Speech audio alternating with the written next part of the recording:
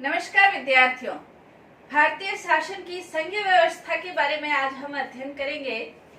संघात्मक शासन के अंतर्गत हम देखते हैं केंद्र और राज्यों के बीच जो शक्तियों का विभाजन होता है उसके आधार पर दो प्रकार की शासन व्यवस्था होती है।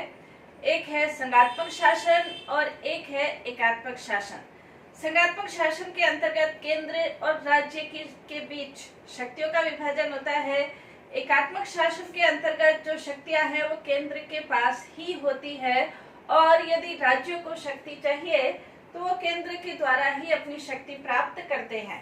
भारत के अंतर्गत संघात्मक शासन व्यवस्था को अपनाया गया है। संघात्मक शासन व्यवस्था को भारत ने अपनी परिस्थितियों के अनुरूप अपनाया है, यानी कि भारत में संपूर्ण रूप से संघात्मक शासन व्यवस्था के उस रूप को नहीं अपनाया गया है। भारत ने एकात्मक शासन के लक्षणों से युक्त संघात्मक शासन व्यवस्था को अपनाया है। संघात्मक शासन जैसे ये शब्द है फेडरेशन शब्द से बना हुआ है, जिसका अर्थ होता है फेडरेशन जो शब्द है वो फोइडस से निकला है। फोइडस का मतलब होता है संधि या समझौता, यानी कि ऐसी शासन व्यवस्था जो संधि या समझौते पर आधारित हो। भारतीय संविधान के अंतर्गत प्रथम अनुच्छेद में ये कहा गया है इंडिया अर्थात भारत राज्यों का संघ होगा। संघात्मक शब्द का प्रयोग नहीं किया गया, राज्यों का संघ होगा। इसको स्पष्ट करते हुए डॉक्टर अंबेडकर ने ये कहा था कि प्रारूप समिति ने राज्यों का संघ शब्द का प्रयोग किया है। इसका स्पष्ट अर्थ ये है कि भारत का जो संघात्मक शासन है वो किसी संधि या समझौते का परिणाम नहीं है, इसलिए किसी भी राज्य को भारत के क्षेत्र से अलग होने का भी कोई अधिकार नहीं है। तो भारतीय जो संविधान निर्माता थे वो संघात्मक शासन की दुर्बलताओं से परिचित थे और इसीलिए उन्होंने संघात्मक शासन के लक्षणों से युक्त एकात्मक शासन के भी कुछ लक्षण भारतीय संविधान के अंतर्गत ग्रहण किए हैं, जिसका हम अध्ययन करेंगे। आज हम भारतीय संविधान के अंतर्गत संघात्मक शासन के लक्षण कौन से हैं इसके बारे में अध्ययन करेंगे। जैसे संघात्मक शासन के लिए फाइनर ने ये कहा था कि ये एक ऐसी शासन व्यवस्था है जहां पर सत्ता और शक्ति का एक भाग स्थानीय क्षेत्रों में निहित होता है, दूसरा भाग केंद्र में निहित होता है। तो भारतीय संविधान के अंतर्गत भी संघात्मक शासन के जो लक्षण है, क्या लक्षण है जिन्हें भारतीय शासन ने भी ग्रहण किया है, उसका आज हम अध्ययन करेंगे। तो भारतीय संविधान के अंतर्गत संघात्मक शासन की क्यों आवश्यकता रही, तो भारत के अंतर्गत हम देखते हैं कि जब भारत स्वतंत्र हुआ तो उस समय भारत में करीब 37 करोड़ के करीब लोग थे, इतनी जनसंख्या थी। आज तो भारत में 1 अरब करीब 31 करोड़ के करीब जनसंख्या है।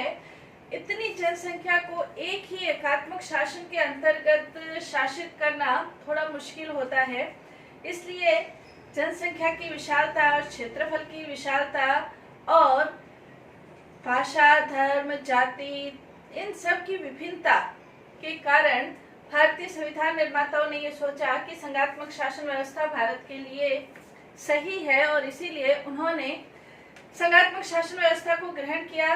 भारत के अंतर्गत विभिन्नता में एकता प्राचीन काल से ही भारत का एक आदर्श, भारत की स्थिति, भारत का लक्ष्य रहा है और इसी विभिन्नता में एकता स्थापित करते हुए भारतीय संविधान निर्माताओं ने संघात्मक शासन व्यवस्था के कुछ लक्षणों को संविधान के अंतर्गत स्थान दिया है।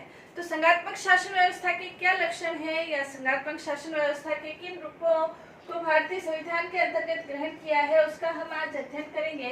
इसके अंतर्गत सर्वप्रथम हम देखते हैं द्वैध राज पद्धति।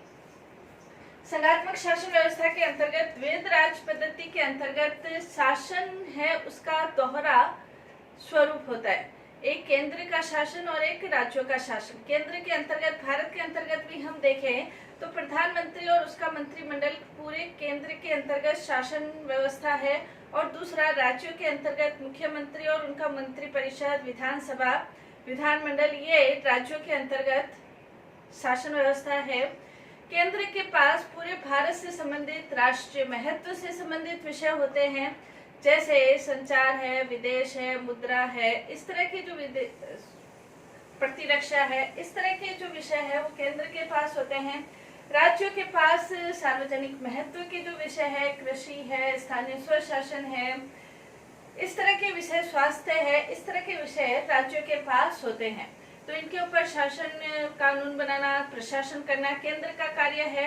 राज्यों के जो विषय है वो राज्य कानून बनाता है, प्रशासन करता है। भारत के अंतर्गत भी केंद्र और राज्यों के बीच शासन पद्धति या राज्य व्यवस्था की स्थापना, द्वैत राज पद्धति की स्थापना की गई है।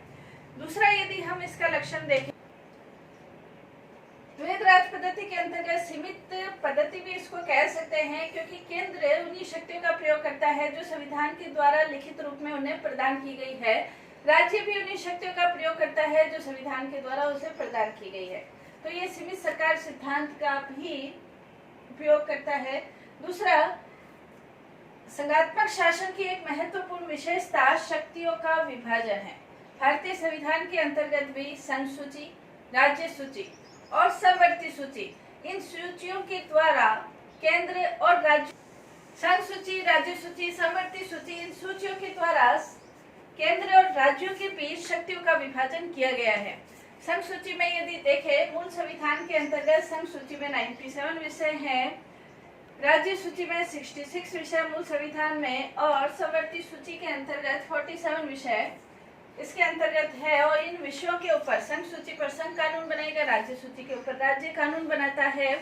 और समवर्ती सूची के अंतर्गत केंद्र और राज्य दोनों को ही कानून बनाने का अधिकार है, लेकिन यदि केंद्र और राज्यों के बीच कानून के संबंध में किसी भी प्रकार की विवाद की स्थिति उत्पन्न होती है तो केंद्र का जो कानून है वो मान्य होता है। तो शक्तियों का विभाजन संघात्मक शासन का एक प्रमुख लक्षण है। भारत के अंतर्गत भी शक्तियों का विभाजन, यानी कि कुछ शक्तियां केंद्र को प्राप्त है, कुछ शक्तियां राज्य को प्राप्त है, शक्तियों का विभाजन किया गया है। तो द्वैत राज पद्धति, शक्तियों का विभाजन, ये संघात्मक शासन के लक्षण है जो कि भारत में भी, भारतीय संविधान में भी लागू है। तीसरा इसका लक्षण संविधान की सर्वोच्चता। संविधान की सर्वोच्चता के अंतर्गत संघात्मक शासन का प्रमुख लक्षण संविधान की सर्वोच्चता है। संविधान की सर्वोच्चता से तात्पर्य ये है कि केंद्र सर्वोच्च है या राज्य सर्वोच्च है, दोनों ही सर्वोच्च नहीं है। क्यों नहीं है? क्योंकि केंद्र भी अपनी शक्तियां संविधान के द्वारा प्राप्त करता है, राज्य भी अपनी शक्तियां संविधान के द्वारा प्राप्त करता है, और दोनों इसके अंतर्गत किसी प्रकार का कोई परिवर्तन नहीं कर सकते।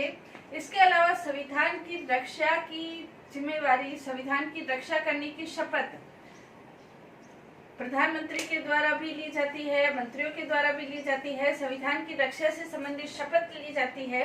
तो कहने का तात्पर्य ये है कि जहाँ संघात्मक शासन है वहाँ संविधान सर्वोच्च होता है। कोई प्रशासनिक अधिकारी, न्यायिक अधिकारी या विधायी अधिकारी सर्वोच्च नहीं होता। भारत के अंतर्गत भी संविधान की सर्वोच्चता के सिद्धांत का पालन किया गया है, इसलिए हम कह सकते हैं कि संघात्मक शासन व्यवस्था है। नेक्स्ट, इसके अंतर्गत स्वतंत्र और उच्चतम न्यायालय। संघात्मक शासन व्यवस्था के अंतर्गत स्वतंत्र और उच्चतम न्यायालय की व्यवस्था की जाती है। भारत के अंतर्गत भी जो उच्च न्यायालय है, उच्चतम न्यायालय है, सर्वोच्च न्यायालय है, वो स्वतंत्रता की उसकी व्यवस्था की गई है कि उसकी नियुक्ति की पद्धति, उसके वेतन भत्ते, उसकी उन्मुख। तो इसके अंतर्गत स्वतंत्र और उच्चतम न्यायालय की व्यवस्था की गई है। स्वतंत्रता की व्यवस्था, उच्चतम सर्वोच्च न्यायालय के स्वतंत्रता की व्यवस्था की गई है। साथ ही जो सर्वोच्च न्यायालय है उसको ये अधिकार दिया गया है कि जो संघीय शासन है और स्थानीय शासन है, राज्यों का शासन है, वो अपने संवैधानिक सीमाओं में रहते हुए कार्य कर रहा है या नहीं कर रहे हैं। यदि वो अपनी संवैधानिक सीमाओं में रहते हुए कार्य नहीं करते हैं तो उनके कार्यों को, उनके कानूनों को अवैध घोषित करने की जो शक्ति है सर्वोच्च न्यायालय के पास है, जिसे न्यायिक पुनर्विलोकन की शक्ति भी कहा जाता है।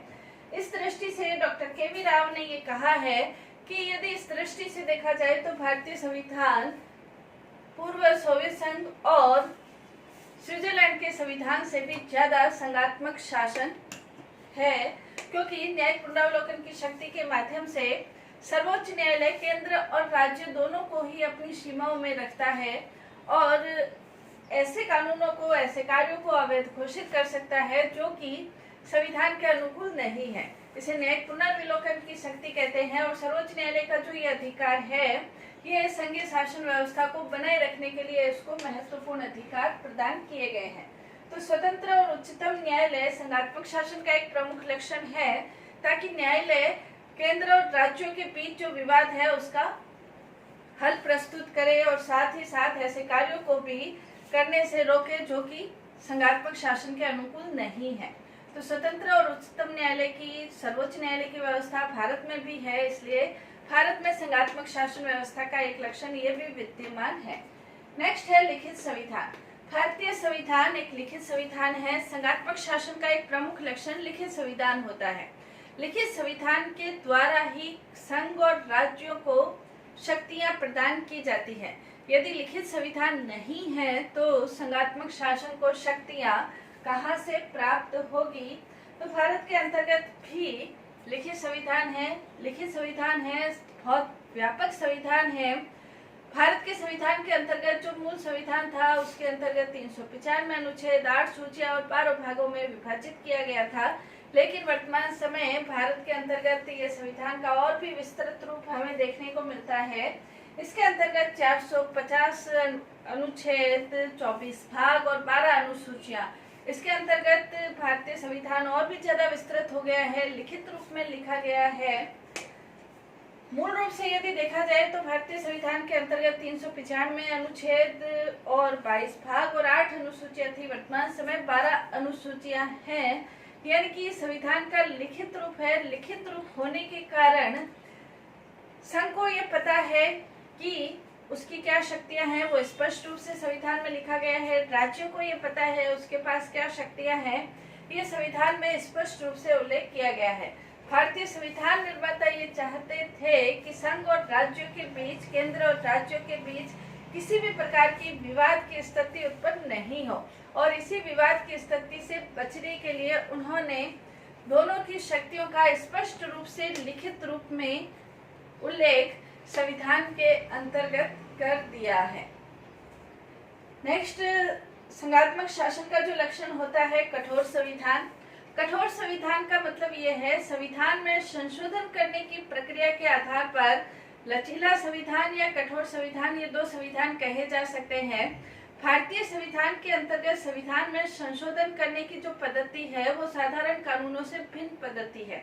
यानी कि भारतीय संविधान के अंतर्गत कुछ ऐसे अनुच्छेद हैं जिनमें संशोधन करने के लिए विशिष्ट बहुमत के साथ राज्यों के विधानमंडलों की सहमति भी आवश्यक होती है। केंद्र और राज्यों के बीच शक्तियों के विभाजन में न तो कोई केंद्र स्वयं अपनी इच्छा से कोई परिवर्तन कर सकता है और न ही राज्य अपनी इच्छा से किसी भी प्रकार का कोई परिवर्तन कर सकता है। इसके लिए केंद्र और राज्य दोनों की सहमति, विशिष्ट बहुमत प्लस संसद का विशिष्ट बहुमत प्लस केंद्र और राज्यों के सहमति, आधे से अधिक राज्यों की सहमति की आवश्यकता होती है। और भारत के अंतर्गत भी कुछ विषयों के संदर्भ में कठोर संविधान कह सकते हैं, कठोर संविधान है। इसके अलावा कुछ ऐसी पद्धतियां हैं जिनके अंतर्गत संसद के विशिष्ट बहुमत की आवश्यकता होती है। संविधान के अंतर्गत संविधान संशोधन करने की जो प्रक्रिया है वो अनुच्छेद 368 368 के अंतर्गत दी गई है, जिसके द्वारा संविधान में संशोधन करने की विशेष प्रक्रिया को अपनाया जाता है। तो कठोर संविधान संघात्मक शासन का एक लक्षण होता है। भारतीय संविधान के अंतर्गत भी कुछ विषयों के संदर्भ में कठोर संविधान कह सकते हैं। नेक्स्ट, इसके अंतर्गत है जो उच्च सदन है उसका राज्य सदन होना। संघात्मक शासन की एक प्रमुख विशेषता जो उच्च सदन है। केंद्रीय जो संसद है, केंद्रीय संसद द्विसदनात्मक होता है। द्विसदनात्मक का मतलब एक सदन लोक सदन और दूसरा सदन राज्य सदन होता है। लोक सदन का मतलब जो जनता का सदन है और दूसरा सदन जो राज्य सदन। भारत के अंतर्गत भी जो उच्च सदन है वो राज्य सदन है, यानी कि राज्यसभा राज्यों का सदन है। राज्यों के चुने हुए प्रतिनिधि, राज्यों की विधानसभाओं के द्वारा चुने हुए प्रतिनिधि राज्यसभा में जाते हैं और राज्यसभा में वो राज्यों का प्रतिनिधित्व करते हैं। हालांकि जहां संघात्मक शासन है वहां पर जो उच्च सदन है वो अधिकतर देशों के अंतर्गत जनसंख्या के आधार पर नहीं बल्कि समानता के आधार पर वो अपने प्रतिनिधि भेजते हैं। जैसे अमेरिका के अंतर्गत 50 राज्य है तो प्रत्येक राज्य 2 प्रतिनिधि भेजता है, यानी कि 100 सदन वहाँ 100 सदस्य सीनेट के अंतर्गत होते हैं। भारत के अंतर्गत जनसंख्या के आधार पर प्रतिनिधि भेजे जाते हैं और जनसंख्या के आधार पर राज्यसभा में प्रतिनिधि भेजे जाते हैं। 250 सदस्य अधिकतम हो सकते हैं, लेकिन राज्यसभा राज्यों का प्रतिनिधित्व करने वाला सदन है, इसलिए संघात्मक शासन का ये प्रमुख लक्षण कहा जा सकता है राज्यसभा जो राज्यों का प्रतिनिधित्व करने वाला सदन है। तो कहने का तात्पर्य यह है कि दुनिया के अंतर्गत, विश्व के अंतर्गत यदि हम देखें तो कई देशों के अंतर्गत संघात्मक शासन व्यवस्था है, जैसे कनाडा है, अमेरिका है, ऑस्ट्रेलिया है, जर्मनी है, स्विट्जरलैंड है, यूगोस्लाविया है। इन देशों में संघात्मक शासन व्यवस्था को ग्रहण किया गया है, लेकिन विश्व में अधिकतर देशों के अंतर्गत एकात्मक शासन व्यवस्था को ग्रहण किया गया है। भारत ने अपनी परिस्थितियों के अनुरूप, अपनी मौलिकता के अनुरूप संघात्मक शासन व्यवस्था के लक्षणों को ग्रहण किया है, लेकिन संविधान निर्माता संघात्मक शासन की दुर्बलताओं से भी अवगत थे और इसीलिए उन्होंने संघात्मक शासन व्यवस्था के लक्षणों को अपनाते हुए भी कई ऐसे लक्षण हैं जो कि हम एकात्मक शासन व्यवस्था में देख सकते हैं।